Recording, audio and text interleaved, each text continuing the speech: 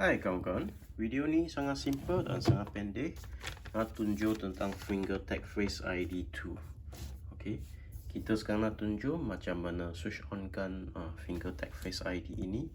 Sangat senang. Biasa you tengok sebelah sini kan, dia ada satu USB punya port. Okey, so satu lagi ialah on off button. So you hanya tekan satu kali.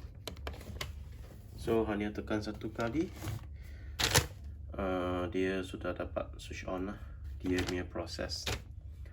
Nanti saya tunjuk switch off pula kat mesin ini. Hanya video yang sangat tak kompleks, simple, tapi hanya nak tunjuk saja. Okay, dia ni loading lah.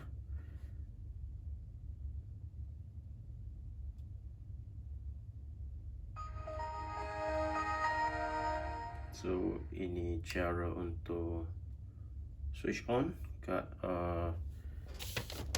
Face ID Fingertec. So kita sekarang nak off, hanya tekan sini sebelah saja. Tekan lama-lama dia akan off. So itu saja untuk video hari ini. Jika anda rasa berguna video ini, bagilah satu like dan jangan lupa subscribekan channel kami. Dan terima kasih menonton.